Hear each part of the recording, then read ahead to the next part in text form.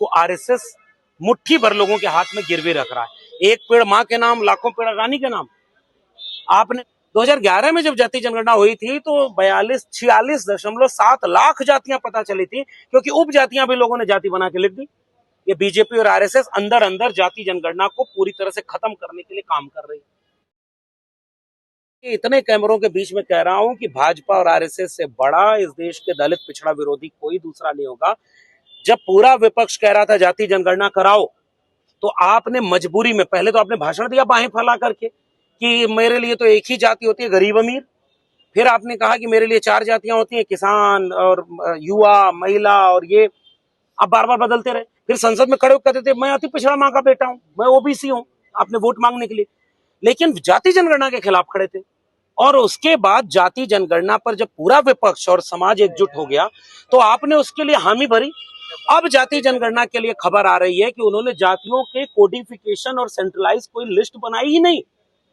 2011 में जब जाति जनगणना हुई थी तो 46.7 लाख जातियां पता चली थी, क्योंकि उपजातियां भी लोगों ने जाति बना के लिख दी। ये बीजेपी और आरएसएस अंदर अंदर जाति जनगणना को पूरी तरह से खत्म करने के लिए काम कर रही है।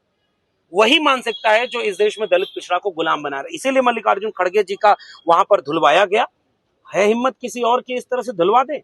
अखिलेश यादव, योगी आदित्यनाथ तो कहते हैं कि सपा और कांग्रेस मिलकर समाज को बांट रही है जातिवाद में। अब अगर योगी जी की बात बोलते हैं तो ये अच्छा नहीं लगता कि आप जो है अब तक कहते थे कि 9 साल सरकार चल गई है, 2.32 करोड़ रुपया प्रतिदिन योगी आदित्यनाथ की सरकार मीडिया में प्रचार पर खर्च करे। कितना? 2.32। इतने करोड़ रुपया रोज योगी जी का चेहरा चमकाने के लिए हो रहा है खर्च। 6,800 करोड़ रुपए बजट है प्रचार का। 4,000 करोड़ रुपए से ज्यादा का जो एक्सप्रेसवे बनवाया, 80 गड्ढे उद्घाटन के कुछ दिन के बाद। इस उत्तर प्रदेश में वैकेंसी नहीं आई, युवा आंदोलन कर रहे हैं, हर विश्वविद्यालय में आंदोलन हो रहा है। किसान इंतजार कर रहा है कि आप एक बार गांव आइए, आपको वोट मांगने, हम आपका साड़ और खाद पर जो कितने लोगों ने लाठी मारी वो सब वापस करेंगे। पूरी तरह सरकार विफल है उत्तर प्रदेश की, तो वो हिंदू मुसलमान, कब्रिस्तान, नमाज यही सब करेंगे। इसलिए योगी आदित्यनाथ को अब मैं जवाब देने लायक नहीं। बड़ा अभी एयरपोर्ट बना है नोएडा में, नोएडा इंटरनेशनल एयरपोर्ट, उसमें पानी भर गया, तो उसमें जो वहाँ के विधायक हैं वो कह रहे हैं कि यहाँ पानी नहीं भरा है, वो चाहते हैं और बारिश हो, इंटरनेशनल एयरपोर्ट बनेगा दुनिया देश का सबसे बड़ा। नहीं, मैं देखिए भाजपा के विधायक ने कुछ बोला होगा, वो मुझे समझ में ही नहीं आया कि वो क्या कहना चाह रहा है। लेकिन मंदिर बना था, प्रभु श्री राम के नाम पर भाजपा ने 3 दशक राजनीति की, सर्टिफिकेट बांटी कि कौन हिंदू है, कौन नहीं है, कौन हिंदू विरोधी है। मंदिर बन रहा था, संत कह रहे थे कि मंदिर अधूरा है, मत प्रवेश वो करो, उद्घाटन करो। मोदी जी ने किया, राष्ट्रपति जी क्योंकि आदिवासी थी नहीं बुलाया, मंदिर में ये सब हुआ। पानी टपक रहा था मंदिर से, यह बात देख करके राम भक्तों को बड़ी पीड़ा हुई। उसके बाद दोबारा उनको पीड़ा तब हुई जब चंदा चुरावा हो गया, चढ़ावा चोरी हो गई। तो जब जो भगवान के नाम पर राजनीति करे उन्हीं का नहीं हुआ, तो ये तो एयरपोर्ट है साहब। वो जो अंग्रेजों ने जितना बनाया वो आज भी कुछ न कुछ रूप में टिका है, और भाजपा ने जितना बनाया, भाई कांग्रेस को इतना आप आलोचना करते हो, कांग्रेस की बनाई बहुत सारी इमारतें आज भी, इनकी बनाई इमारतें ऐसे ही टूट रही हैं क्योंकि इनका विचार ही भारत को तोड़ने का है। धुलीपुड़ी बोली है, धुलीपुड़ी आपकी खबर आ रही है कि पवन खेड़ा जिस तरीके से पार्लियामेंट में विरोध कर रहे थे, बाल नरेंद्र का नाम लेकर जिक्र कर रहे थे, उसको लेकर लगातार बवाल मचा हुआ, लोगों के पोस्ट डिलीट किए जा रहे हैं।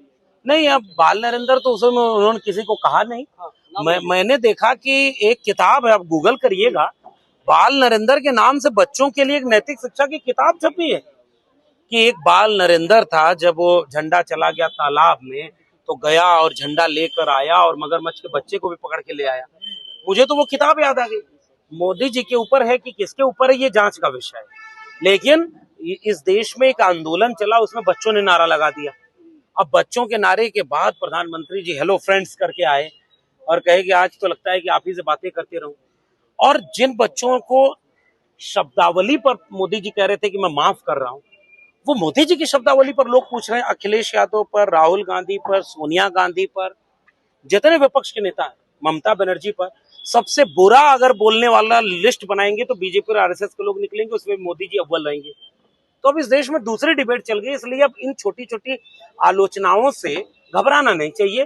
बड़े दिल रख करके उनको कहना चाहिए कि नहीं 56 इंच का छाती है। और गाली देना तो गलत है। कंपलसरी कर दिया बीजेपी ने 15 अगस्त से जंतर मंतर 2 का ऐलान किया है, आप क्या कहेंगे इस पे? नहीं, वो उनका अपना एक संगठन है, वो जरूर करें। मैं तो कह रहा हूं कि इस देश में मैंने एक दृश्य देखा। मैं एक किताब लिखा था प्रोफेसर की डायरी, और यही जगह थी हम लोग बार बार कहते थे शिक्षा बर्बाद हो रही है, स्कूल बर्बाद किए जा रहे हैं। अब आंकड़ा क्या आ रहा है पता है? 1 लाख से ज्यादा सरकारी स्कूल बंद किए जा रहे हैं। उत्तर प्रदेश में अकेले 26,000 सरकारी स्कूल बंद किए जा रहे हैं।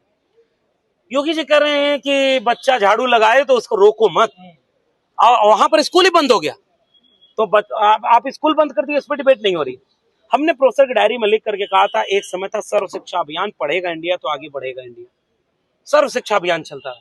अब उसी उत्तर प्रदेश में देखिए 2018 से वैकेंसी नहीं आई है और स्कूलों में बुनियादी सुविधा नहीं है। फतेहपुर एक जिला है, फतेहपुर में स्कूल के बच्चे आंदोलन कर दिए कि पंखा नहीं है, पीने का पानी नहीं है, मास्टर नहीं है।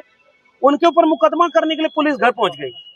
फिर अचानक देश ने देखा कि देश भर के कई इलाकों से, राजस्थान के बाड़मेर से, उत्तर प्रदेश के कई जगहों से छोटे छोटे बच्चे सड़क पर आंदोलन करने लगे। मैं ये उम्मीद करता हूं कि केवल शिक्षा ही इस देश को बचाएगी, उसमें भी सरकारी स्कूल, कॉलेज, विश्वविद्यालय।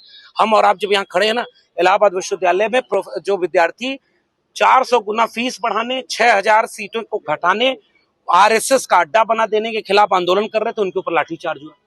गोरखपुर विश्वविद्यालय में कुलपति भाग रही हैं, विश्वविद्यालय में जो बच्चे प्रोटेस्ट कर रहे हैं उनको पुलिस से पिटवा रही हैं, फर्जी मुकदमे डलवा रही हैं।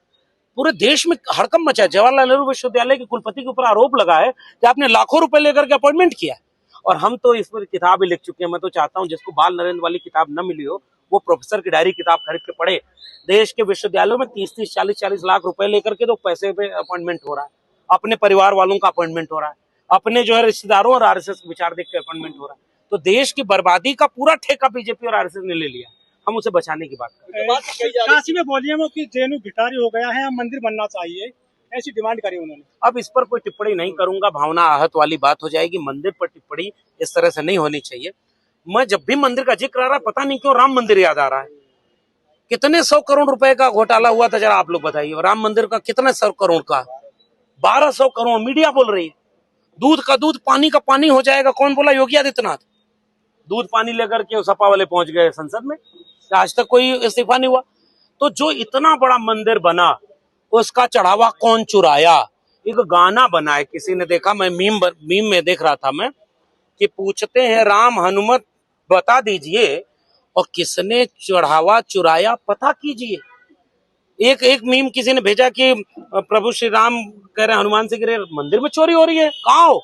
कहा कि हमको भाजपा के राष्ट्रीय अध्यक्ष अपनी रैली में, रोड शो में कपड़ा पहना के भाजपा झंडा लगा, ये लोग कह रहे हैं। और जितने राम भक्त हैं वो बहुत आहत हैं। तो शांति श्री को अपने अपॉइंटमेंट, अपनी बेटी का अपॉइंटमेंट जेएनयू में करवाया। जवाहरलाल नेहरू विश्वविद्यालय में जितना धांधली और जितना आरएसएस का अड्डा बनवाया। अब इस पर सवाल न हो, इसलिए मंदिर बीच में ले आ रहा हूं। और जब जब भाजपा वाले मंदिर की बात करें, आप राम मंदिर में चढ़ावा चोरी का सवाल पूछें, और एक सवाल पूछें कि 2 करोड़ की जमीन आधे घंटे बाद 18.5 करोड़ में कैसे बिकती है, जरा हमको बताइए, हम भी जमीन थोड़ी सी बेच लेंगे। इस तरह का सवाल पूछना होगा, क्योंकि बीजेपी और आरएसएस से इस देश को बचाना होगा, और वो बचाने का काम केवल मोदी और अमित शाह से नहीं है। आरएसएस इस देश के ऊपर सबसे बड़ा खतरा है, और आरएसएस से देश नहीं बचेगा, विश्वविद्यालय नहीं बचेंगे, तो फिर कुछ बचेगा नहीं। तमाम लोग जो है ना इस्तीफा मांग रहे, राहुल गांधी, अमित शाह जी का, राहुल गांधी मांगे, तमाम शिक्षा संगठनों मांगे, आप भी मांगते हैं? नहीं, हम कह रहे हैं इस्तीफा। मोदी अमित शाह तो एक मुहर है, वो चेहरा है, असली है आरएसएस। वो नए मोदी और अमित शाह पैदा कर देगी। हमारी लड़ाई वैचारिक रूप से आइडिया ऑफ इंडिया, जो बाबा साहब डॉक्टर अम्बेडकर के संविधान से चलता है, उस आइडिया ऑफ इंडिया को बचाने की, जिसको आरएसएस मुट्ठी भर लोगों के हाथ में गिरवी रख रहा है। एक पेड़ माँ के नाम, लाखों पेड़ रानी के नाम। आपने नारा लगाया, कितने सारे नारे लगाए, पढ़ेगा इंडिया, विश्व गुरु बनेगा इंडिया, और आपने पूरे इंडिया को पढ़ने से रोक दिया। इसलिए व्यक्ति का इस्तीफा होने की बात ही नहीं। अगर अमित शाह का मन हो तो इस्तीफा दे दें। वैसे तो हम सुनते हैं कि योगी और अमित शाह में इस बात का झगड़ा हो रहा है कि मोदी जी जब रिटायर होंगे तो योगी जी प्रधानमंत्री बनेंगे कि अमित शाह जी। तो वो दोनों आपस में लड़ते रहें, और हम चाहते हैं कि दोनों न बने, और पूरी बीजेपी को जनता खुद उखाड़ फेंकेगी, और जनता बाबा साहब के संविधान को हाथ में रख करके आरएसएस को भी इस देश में पूरी तरह से गुलाम बनाने नहीं देगी। ये हमें